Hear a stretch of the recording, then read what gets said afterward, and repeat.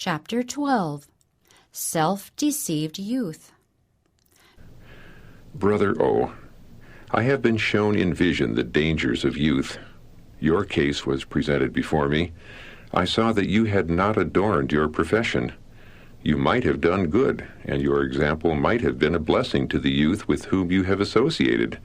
But alas, your inmost soul has not been converted to God. If you had taken the course a consistent Christian should, your relatives and friends would have been influenced by your godly course to follow in your footsteps. My brother, your heart is not right with God. Your thoughts are not elevated. You permit your mind to run in a wrong channel. Your morals have not taken a pure, elevated tone. Your habits have been such as to injure your physical health and have been death to spirituality. You cannot prosper in religious things until you are converted.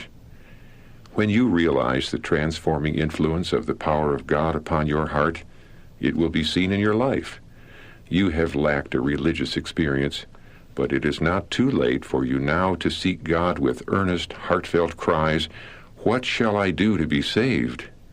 You can never be a true Christian until you are thoroughly converted.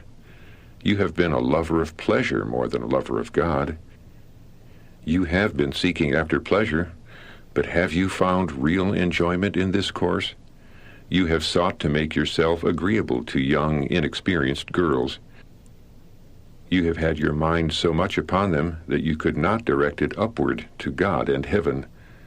Cleanse your hands, ye sinners, and purify your hearts, ye double-minded. This exhortation is applicable to you.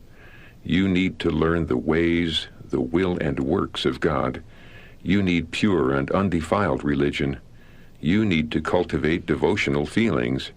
Cease to do evil and learn to do well.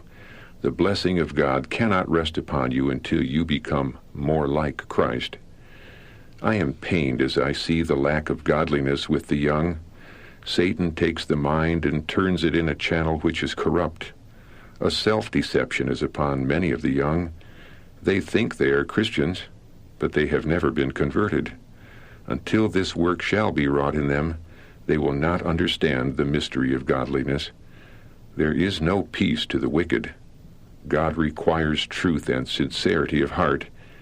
He sees and pities you, and all the youth who are eagerly following childish toys and wasting short, precious time for things of no value. Christ has bought you at a dear price and offers you grace and glory if you will receive it, but you turn from the precious promise of the gift of everlasting life to the meager and unsatisfactory pleasures of earth. Your labor in this direction will bring no profit, but great loss. The wages of sin is death. Life and heaven are before you, but you seem not to know their value. You have not meditated upon the precious things of heaven. If the inestimable love of Christ be turned down, if heaven and glory and everlasting life be considered of little value, what motive can we present to move? What inducement to charm?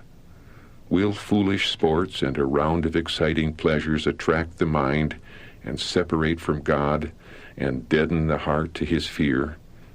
Oh, I beg of you who have so little interest in holy things to closely investigate your own heart. What plea will you make before God for your worldly, unconsecrated life? In that dread day you will have no plea to make. You will be speechless. Think, oh, think in your pleasure-seeking hours that all these things have an end. Did you have correct views of life, endless life with God, how quickly would you turn from a life of pleasure and sin?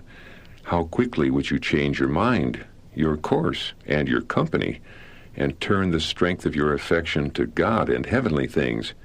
How resolutely would you scorn to yield to temptations which have deceived and captivated you? How zealous would be your efforts for the blessed life, how earnest and persevering your prayers to God for his grace to abide upon you, for his power to sustain you and help you resist the devil. How diligent would you be to improve every religious privilege to learn the ways and will of God? How careful would you be in meditating upon the law of God and in comparing your life with its claims?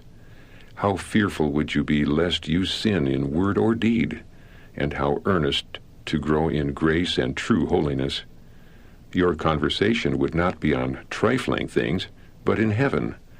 Then glorious and eternal things would open before you, and you would not rest until you should increase more and more in spirituality. But earthly things claim your attention, and God is forgotten. I implore you to face right about and to seek the Lord, that he may be found of you. Call upon him while he is near.